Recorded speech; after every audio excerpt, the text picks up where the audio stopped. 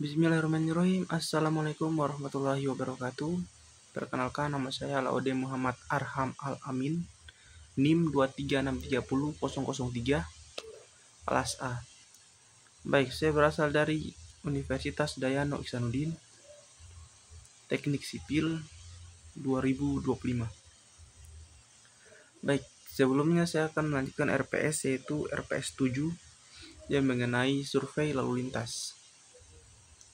Baik, sebelum kita masuk dalam materinya, alangkah baiknya kita harus mengetahui apa yang dimaksud dengan survei lalu lintas. Survei lalu lintas adalah bagian dari transportasi yang bertujuan untuk mengumpulkan data. Data tersebut kemudian dianalisis untuk memperoleh keputusan pada tingkat perencanaan maupun evaluasi. Baik, adapun contohnya melalui survei lalu lintas atau disebut dengan traffic. Pengertian survei lalu lintas atau traffic. Survei perhitungan lalu lintas adalah kegiatan pokok dan sangat penting dilakukan untuk mendapatkan data volume lalu lintas untuk berbagai keperluan teknik maupun perencanaan transportasi. Survei pencacahan lalu lintas dapat dilakukan dengan cara manual, semi manual dengan bantuan kamera video, ataupun otomatis menggunakan tube maupun loop. Dan ketiga metode ini, survei dengan cara manual sangat digemari dan banyak digunakan di Indonesia karena tidak memerlukan persiapan yang rumit dan relatif dapat minimasi kesalahan pencacahan akibat perilaku pengendaraan di Indonesia yang cenderung tidak disiplin pada jalurnya. Pertimbangan besarnya frekuensi penggunaan metode ini dapat ditetapkan suatu pedoman yang mengatur kaidah-kaidah tata laksana pencacahan sehingga didapatkan data akurat dari pencacahan yang dilakukan.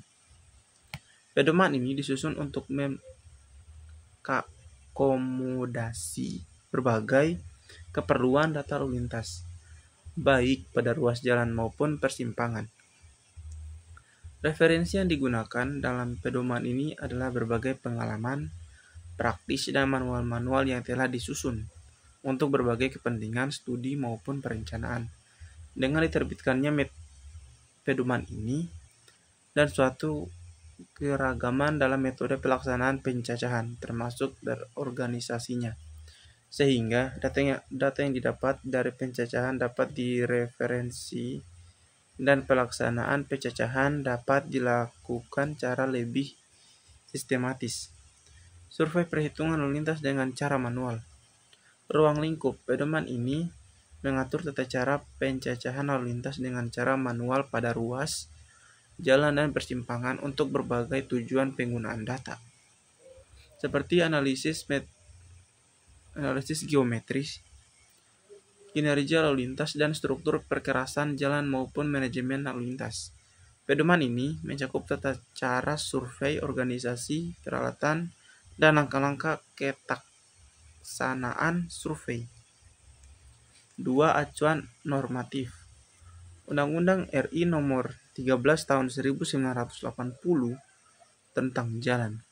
Undang-Undang RI Nomor 14 Tahun 1992 tentang Lalu Lintas dan Angkutan Jalan. Undang-Undang RI Nomor 13 Tahun 2003 tentang Ketenaga-Kerjaan.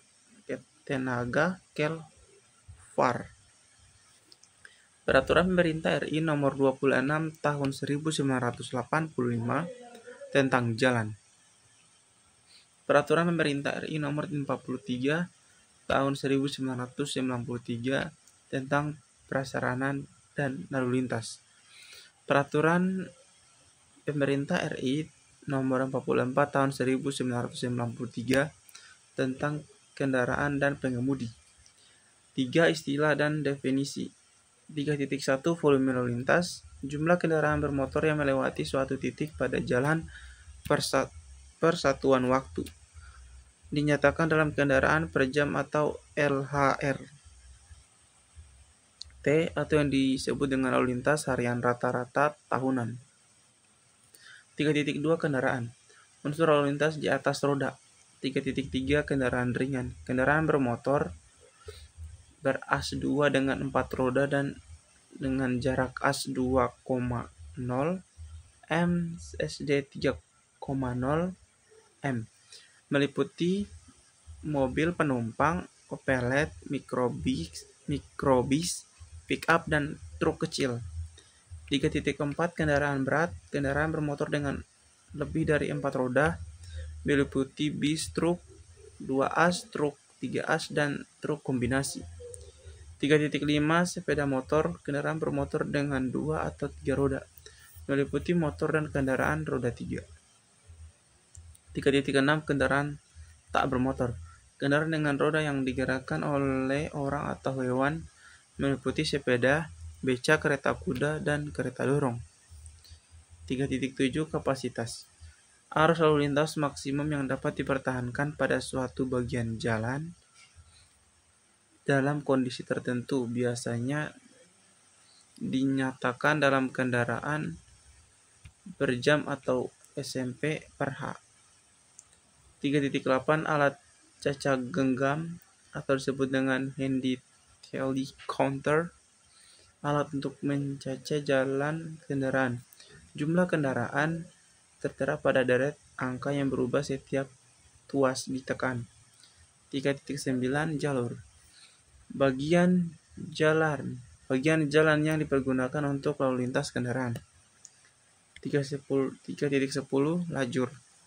Bagian jalur yang memanjang dengan marka jalan yang memiliki lebar cukup untuk satu kendaraan bermotor selain sepeda motor. 3.11 Periode pengamatan. Kurun waktu pengamatan terkecil. 3.12 Periode survei. Kurun waktu pelaksanaan pengukuran ditentukan berdasarkan tujuan survei. 3.13 Lalu lintas harian rata-rata. Volume lalu lintas rata-rata selama satu hari yang didapat dari pengukuran selama beberapa hari dibagi dengan jumlah harinya. 4. Ketentuan.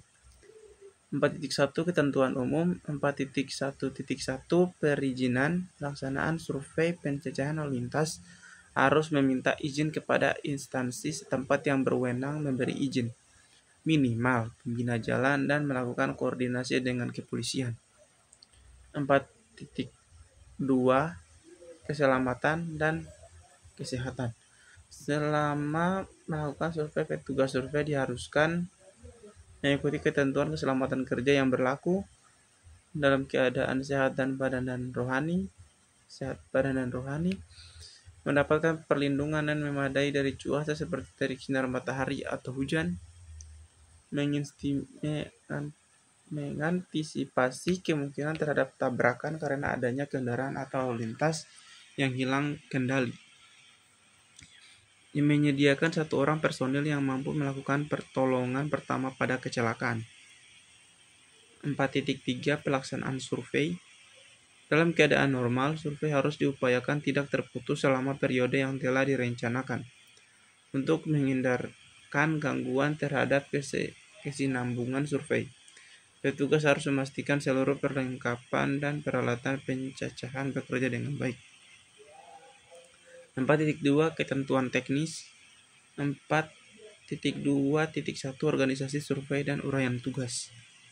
Organisasi survei diperlakukan untuk memudahkan pelaksanaan pekerjaan dan memastikan seluruh komponen pekerja dengan ditangani dengan baik. Ketentuan menganalisasi sesuai pencacahan lalu lintas dijelaskan dalam butir sebagai berikut. Besar kecilnya struktur organisasi survei pencacahan lalu lintas tergantung dari skala pekerjaan satu tim survei. Sekurang-kurangnya terdiri atas koordinator survei, ketua kelompok atau pos, dan tenaga petugas surval.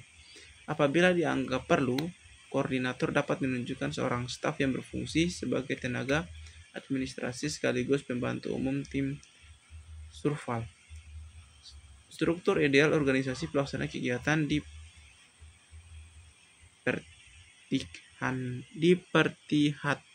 diperlihatkan.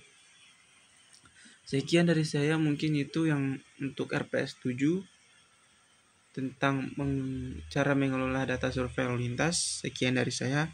Assalamualaikum warahmatullahi wabarakatuh.